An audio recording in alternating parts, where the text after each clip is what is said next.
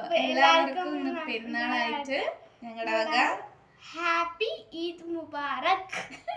കുഞ്ഞന് ഈദ് മുബാറക്കിന്റെ മുബാറക്ക് വന്നിട്ടുണ്ടായിരുന്നില്ല കേട്ടോ, ഇപ്പൊ സെറ്റായി അല്ലേ? അപ്പൊ പെരുന്നാളായിട്ട് എല്ലാവരും പെരുന്നാളൊക്കെ നല്ല അടിപൊളിയായിട്ട് ആഘോഷിക്കാന്ന് വിചാരിക്കുകയാണ്.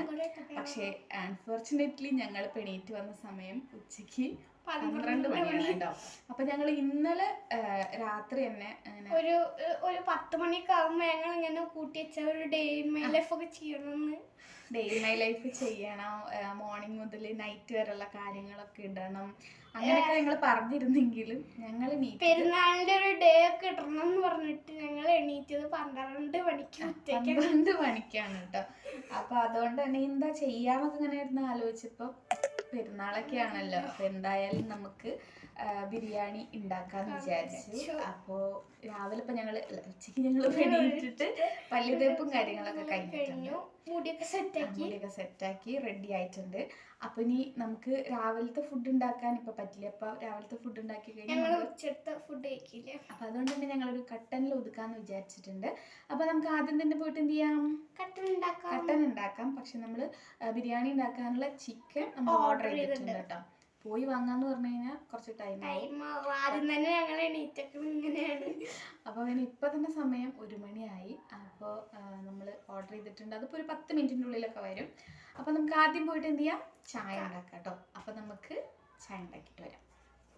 അങ്ങനെ നമ്മൾ നമ്മുടെ കട്ടൻ ചായക്കുള്ള വെള്ളം വെച്ചിട്ടുണ്ടായിരുന്നു. അപ്പോൾ ഇനി ഇവിടുന്ന് അങ്ങോട്ട് വോയിസ് ഓവർ ആയിരിക്കും കേട്ടോ. നല്ല രീതിയിലുള്ള സൗണ്ട് ഉള്ളതുകൊണ്ട് നമ്മൾ പറയുന്നൊന്നും ക്ലിയർ ആവില്ല കേട്ടോ. അതുകൊണ്ടാണ്. ഈ സമയം കൊണ്ട് നമ്മുടെ ചിക്കൻ വന്നിട്ടുണ്ടായിരുന്നു. നമ്മൾ ബ്ലിങ്കിറ്റിലായിരുന്നു കേട്ടോ ഓർഡർ ചെയ്തിട്ടുണ്ടായിരുന്നു.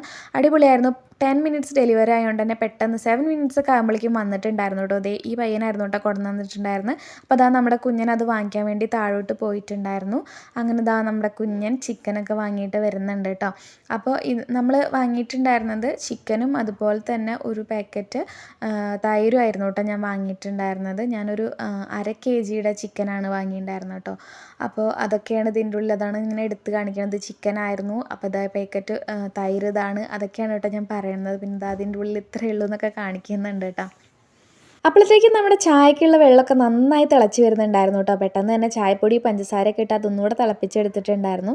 പിന്നെ നേരത്തെ പറഞ്ഞ മാതിരി തന്നെ രാവിലെ എണീക്കാത്തതുകൊണ്ടും ഉച്ചയ്ക്ക് എണീറ്റുകൊണ്ടും തന്നെ രാവിലത്തെ ഭക്ഷണം ഇന്ന് സ്കിപ്പാണ്. അപ്പോൾ കട്ടൻ ചായയുടെ കൂടെ വേറെ ഒന്നും ഉണ്ടായിരുന്നില്ല കേട്ടോ. അപ്പോൾ ഞങ്ങൾ വിചാരിച്ചു കാലിക്കട്ടൻ തന്നെ കുടിക്കാം, എന്നിട്ട് പെട്ടെന്ന് തന്നെ നമ്മുടെ ബിരിയാണിയൊക്കെ സെറ്റാക്കിയാൽ കഴിക്കാമല്ലോ എന്നൊക്കെ വിചാരിച്ചിട്ട് പെട്ടെന്ന് ചായ കുടിക്കുകയാണ്. അപ്പോഴാണ് കേട്ടോ മറന്നത് അണ്ടിപ്പരിപ്പ് മുന്തിരി വാങ്ങിയില്ലാന്ന്. കുഞ്ഞൻ പെട്ടെന്ന് തന്നെ താഴത്തെ കടയ്ക്ക് ഓടി ഇതേ അണ്ടിപ്പരിപ്പ് മുന്തിരിയൊക്കെ വാങ്ങി വന്നിട്ടുണ്ട് കേട്ടോ. അങ്ങനെ വന്നപ്പോൾ ക്ഷീണമാണ്, ഈ സ്റ്റെപ്പൊക്കെ ഇറങ്ങി കയറിയതിൻ്റെയാണെന്ന് അറിയില്ല കേട്ടോ. ക്ഷീണമാണ് അമ്മ എന്ന് പറഞ്ഞിട്ട് ഇതേ കുറച്ച് നേരം കിടന്നിട്ടുണ്ടായിരുന്നു. പിന്നെ കുറച്ച് നേരം വർത്തമാനമൊക്കെ പറഞ്ഞിട്ട് ഞങ്ങൾ കുറച്ച് നേരമൊക്കെ ചായ കുടിച്ചിട്ട് അവിടെ ഇരുന്നു കേട്ടോ. പിന്നെ നോക്കിയപ്പോഴാണ് സമയം പൊക്കോണ്ടേ ഇരിക്കുകയാണല്ലോ. അപ്പോൾ ഫുഡ് റെഡിയാക്കാൻ വേണ്ടിയിട്ട് ഞങ്ങൾ അടുക്കളയിട്ട് പോന്നിട്ടുണ്ടായിരുന്നേ. അപ്പോൾ അതേ ഇതായിരുന്നു കേട്ടോ നമ്മുടെ ചിക്കൻ കൊണ്ടുവന്ന കവർ, നല്ല പാക്ക്ഡ് ആയിരുന്നു കേട്ടോ. അപ്പോൾ അതൊക്കെ ഒന്ന് കട്ട് ചെയ്തിട്ട് ചിക്കനൊക്കെ ഒന്ന് നന്നായി കഴുകിയെടുക്കാൻ പോവാണ് കേട്ടോ. അപ്പോൾ ഈ ഒരു ചിക്കൻ ഒരു 2-3-4 തവണയൊക്കെ ഞാൻ കഴുകിയിട്ടുണ്ടായിരുന്നു കേട്ടോ. ഇവരിതിങ്ങനെ സൂക്ഷിക്കുന്നതുകൊണ്ട് തന്നെ ഒരു എണ്ണമായി അതിലുണ്ടാവാറുണ്ട്. അപ്പോൾ അത് നന്നായിട്ടൊന്ന് കഴുകിയിട്ട് എടുത്തിട്ടുണ്ടായിരുന്നു. പിന്നെ വീട്ടിൽ പണിയെടുക്കണ നേരത്ത് കുഞ്ഞിന് ഇങ്ങനെ വന്ന് നിന്നിട്ട് ചൊറിയുടെ സ്വഭാവം ഉണ്ട് കേട്ടോ. നിങ്ങളുടെ മക്കൾ ആരെങ്കിലും ഇങ്ങനത്തെ സ്വഭാവം ഉണ്ടെങ്കിൽ ഒന്ന് കമൻറ്റ് ചെയ്യണേ. അപ്പോൾ ചിക്കനൊക്കെ നന്നായി കഴുകിയെടുത്തിട്ട് ഞാൻ ആദ്യം തന്നെ അത് മസാല തിരുമ്മി വയ്ക്കാമെന്ന് വിചാരിച്ചു. അപ്പോൾ അത് ഇഞ്ചി, പച്ചമുളക്, വെളുത്തുള്ളി, മല്ലിയിലയും കൂടെ ചതച്ചെടുത്തതും മഞ്ഞൾപ്പൊടി, മുളക് പൊടി, കാശ്മീരി ചില്ലി, പിന്നെ കുറച്ച് കുരുമുളക് പൊടിയും അതുപോലെ തന്നെ ആവശ്യത്തിനുള്ള ഉപ്പും കുറച്ച് തൈരും കൂടെ ഒഴിച്ചിട്ട് ഞാനത് നന്നായിട്ട് മിക്സ് ചെയ്ത് വെക്കുകയാണ് കേട്ടോ. അതിൻ്റെ കൂടെ കുറച്ച് ഗരം മസാല കൂടെ ചേർത്തിട്ടുണ്ടായിരുന്നേ. എന്നിട്ട് ഇതുപോലെ നന്നായിട്ട് കൈ കൊണ്ട് തന്നെ തിരുമ്പിയിട്ട് ആ മസാല ഈ ചിക്കനിലൊക്കെ നന്നായി പിടിക്കണ രീതിയിൽ തിരുമ്പി വെക്കുകയാണ് കേട്ടോ. അപ്പോൾ അത് കുറച്ച് നേരം ഇരിക്കുമ്പോഴേക്കും ചിക്കനിലോട്ട് നല്ല എരിവും പുളിയും ഒപ്പവും ഒക്കെ പിടിക്കുമല്ലോ. അപ്പോൾ അതൊന്ന് സെറ്റാക്കിയിട്ട് മാറ്റി വെച്ചു. ഇനി നമുക്ക് അരി കഴുകണം റൈസ് ഉണ്ടാക്കാൻ വേണ്ടിയിട്ട്. അപ്പോൾ ഇതാണ് കേട്ടോ ഞാൻ എടുക്കണ അരി. ഇത് നമ്മുടെ നാട്ടിലെ ബിരിയാണി അരിയും കൈമാരി ഒന്നും അല്ല കേട്ടോ, ഇവിടെ കിട്ടുന്ന ഒരു ടൈപ്പ് അരിയാണ്. ഈ ഗ്ലാസ്സിന് 2 ഗ്ലാസ് അരിയാണ് കേട്ടോ എടുക്കണത്. അപ്പോൾ ആ അരി നന്നായിട്ടൊന്ന് കഴുകിയെടുക്കുകയാണ്. അപ്പോൾ ഇത് ഇങ്ങനത്തെ റൈസ് ഐറ്റംസ് ഒക്കെ ചെയ്യാൻ നല്ല അടിപൊളി അരിയാണ് കേട്ടോ. അപ്പോൾ അത് നന്നായിട്ടൊന്ന് കഴുകി എടുത്തിട്ടുണ്ട്. ഈ സമയത്ത് ഞാൻ കുഞ്ഞിനൊരു പണി കൊടുത്തിട്ടുണ്ടായിരുന്നു കേട്ടോ. ഉള്ളിയൊക്കെ നേരെയാക്കാൻ വേണ്ടിയിട്ടായിരുന്നേ. അപ്പോൾ അവളത് ചെയ്തുകൊണ്ടിരിക്കുകയാണ് കേട്ടോ. അപ്പോൾ എന്നോട് പറയുന്നുണ്ട് ഉള്ളി മുറിക്കുമ്പോൾ കരയുന്നത് എന്താണെന്ന് അറിയുമെന്ന് പറഞ്ഞിട്ട് അതിൻ്റെ കഥയൊക്കെ എനിക്ക് പറഞ്ഞു തന്നുകൊണ്ടിരിക്കുകയാണ് കേട്ടോ. അങ്ങനെ ഉള്ളിയുടെ തോലൊക്കെ കളഞ്ഞിട്ടിരിക്കുന്നുണ്ട്. അപ്പോൾ ഇനി അമ്മ ബാക്കി ചെയ്തോ, ഞാൻ ഉള്ളി നേരേക്കാം അരിയാന്നൊക്കെ പറഞ്ഞു. അപ്പോൾ ഞാൻ വിചാരിച്ചു ഈ നേരം കൊണ്ട് നമുക്ക് റൈസ് സെറ്റ് ചെയ്യാമെന്ന് കേട്ടോ. അപ്പോൾ റൈസിനുള്ള വെള്ളം ഞാൻ ആദ്യം തന്നെ അടുപ്പത്തോട്ട് വെച്ചിട്ടുണ്ട്. റൈസ് കുക്കറിലാണ് കേട്ടോ വെക്കണത്, അപ്പോൾ പെട്ടെന്ന് കഴിയുമല്ലോ. അപ്പോൾ കുക്കർ അടുപ്പത്ത് വെച്ചു. നെയ്യ് ഒഴിക്കാൻ നോക്കിയപ്പോൾ അതേ നെയ്യിൻ്റെ പാത്രത്തിൽ ഒന്നുമില്ല കേട്ടോ. പിന്നെ ഇനിയും കുഞ്ഞിനെ ഓടിക്കേണ്ടല്ലോ കടയിലേക്ക് എന്ന് വിചാരിച്ചിട്ട് ഞാൻ കുറച്ച് ഓയിൽ വെച്ച് അഡ്ജസ്റ്റ് ചെയ്തു കേട്ടോ. അതിലോട്ട് ഓയിൽ നന്നായി ചൂടായി വരുമ്പോൾ ഇതുപോലെയുള്ള സ്പൈസസ്, പട്ട, ഗ്രാമ്പൂ, തക്കോലം അങ്ങനെയുള്ള ഐറ്റംസൊക്കെ ഇട്ട് നന്നായി ഒന്ന് പൊട്ടിച്ചു കൊടുത്തു. ഇത് ഇടുമ്പോൾ നല്ല സ്മെല്ലാണ് കേട്ടോ. അതിനുശേഷം ഒരു സവോളയുടെ പകുതി വളരെ നൈസായിട്ട് അരിഞ്ഞതും കൂടെ ഇട്ട് കൊടുത്തിട്ട് കുറച്ച് മല്ലിയിലയും കൂടെ ഇട്ട് കൊടുത്ത് നന്നായി വഴറ്റിയെടുക്കുന്നുണ്ട് കേട്ടോ. ഈ ഒരു സമയത്ത് അടിപൊളി സ്മെല്ലാണ് കേട്ടോ വരിക. പിന്നെ ടേസ്റ്റ് കുറച്ചുകൂടെ കിട്ടാൻ ഇഞ്ചിയും പച്ചമുളകും വെളുത്തുള്ളിയും അതുപോലെ മല്ലിയിലയും ചതച്ചതും കൂടെ കുറച്ചിട്ട് കൊടുത്തിട്ട് അതും കൂടെ നന്നായി മൂപ്പിച്ചെടുത്തിട്ടുണ്ട്. ഇനി അതിലോട്ട് നമ്മൾ നേരത്തെ കഴുകി മാറ്റി വെച്ചിട്ടുണ്ടായിരുന്ന റൈസ് ഇട്ട് കൊടുക്കുകയാണ് കേട്ടോ. ഞാൻ ബിരിയാണി ഉണ്ടാക്കുന്നത് ഇങ്ങനത്തെ ഒരു സ്റ്റൈലിലാണ് കേട്ടോ. ഓരോരുത്തരും ഓരോ ടൈപ്പിലാണ് ഉണ്ടാക്കുക, പക്ഷെ ഞാൻ ഉണ്ടാക്കുന്ന ഒരു ടൈപ്പ് ഇങ്ങനെയാണ് കേട്ടോ. ഈ ഒരു റൈസിന് പ്രത്യേക ഒരു സ്മെല്ലും ടേസ്റ്റൊക്കെ എനിക്ക് ഇങ്ങനെ ചെയ്യുമ്പോൾ കിട്ടാറുണ്ട് കേട്ടോ. ഇനി ആ അരി നന്നായി മിക്സ് ചെയ്തതിന് ശേഷം നമ്മൾ ചൂടാക്കാൻ വെച്ചിട്ടുണ്ടായിരുന്ന വെള്ളം ഉണ്ടല്ലോ, ആ വെള്ളം ഞാൻ ഇതിലോട്ട് ഒഴിച്ചു കൊടുക്കുകയാണ് കേട്ടോ. അപ്പം നമ്മളെടുത്ത ഗ്ലാസ് അരിക്ക് 2 ഗ്ലാസ് അരിക്ക് ഇതുപോലെ 4 ഗ്ലാസ് വെള്ളം ചൂടാക്കാൻ വെച്ചിട്ട് അത് ഒഴിച്ചു കൊടുത്തിട്ട് നന്നായി മിക്സ് ചെയ്ത് ആവശ്യത്തിനുള്ള റൈസിലേക്കുള്ള ഉപ്പും കൂടെ ഇട്ടിട്ട് ഒന്ന് ഇതുപോലെ തിളയ്ക്കാൻ വെച്ചിട്ടുണ്ടായിരുന്നു കേട്ടോ.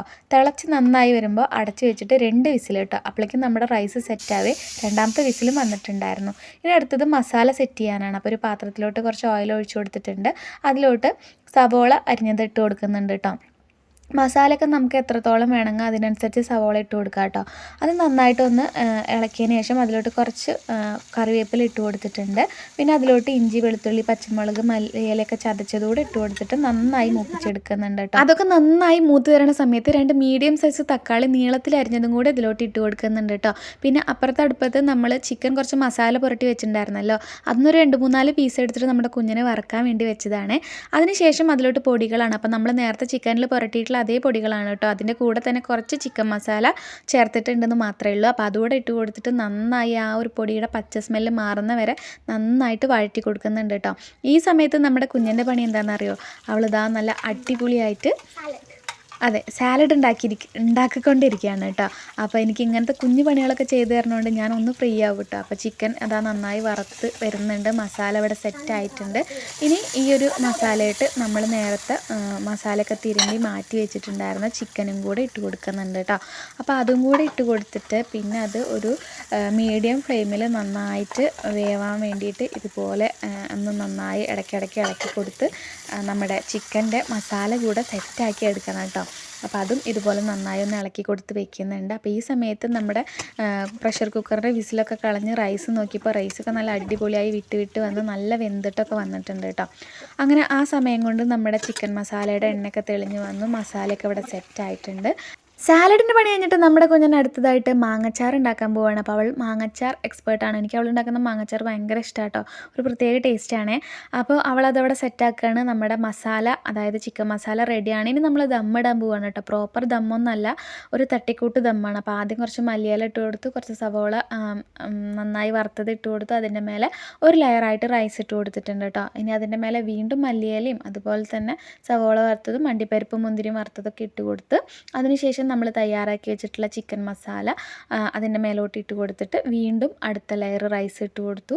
പിന്നെ നമ്മൾ മല്ലിയിലയും അതുപോലെ ബാക്കി നമ്മൾ വറുത്ത സംഭവങ്ങളെല്ലാം കൂടെ ഇട്ട് കൊടുത്തിട്ട് അതൊന്ന് അടച്ച് വയ്ക്കുകയാണ് കേട്ടോ. ഇനി നമുക്കിത് ദം ചെയ്യാം കേട്ടോ. അപ്പോൾ ഞാൻ പഴയ ഒരു പാൻ എടുത്തിട്ട് ഇതുപോലെ ഒന്ന് വെച്ച് കൊടുത്തിട്ടുണ്ട് കേട്ടോ.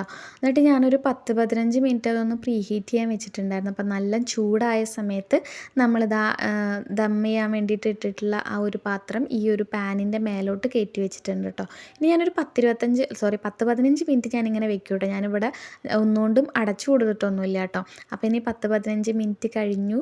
നമ്മളിത് ഓപ്പൺ ആക്കി നോക്കുകയാണ്. ഇത് ദമ്മല്ല കേട്ടോ, ഇത് ഞാൻ എൻ്റെ ഒരു സമാധാനത്തിന് വെക്കണതാണ്. വെറുതെ ഒന്ന് ചൂടൊക്കെ ഒന്ന് കയറിക്കോട്ടെ എന്നുള്ള രീതിയിൽ കേട്ടോ. അപ്പോൾ ഈ ഫോൺ ഇങ്ങനെ കിടന്ന് ഇളകണത് നമ്മുടെ കുഞ്ഞിൻ്റെ കയ്യിലായതുകൊണ്ടാണ്. അപ്പോൾ അതേ നമ്മുടെ ചിക്കൻ ബിരിയാണി ഇവിടെ സെറ്റായിട്ടുണ്ട് കേട്ടോ.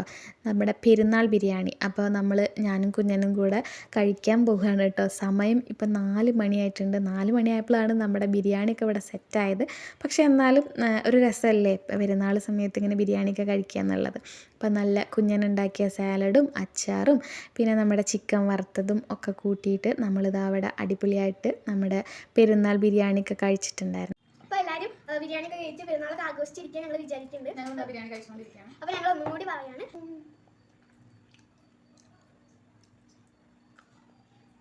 ഹാപ്പി ഈദ് മുബാറക്.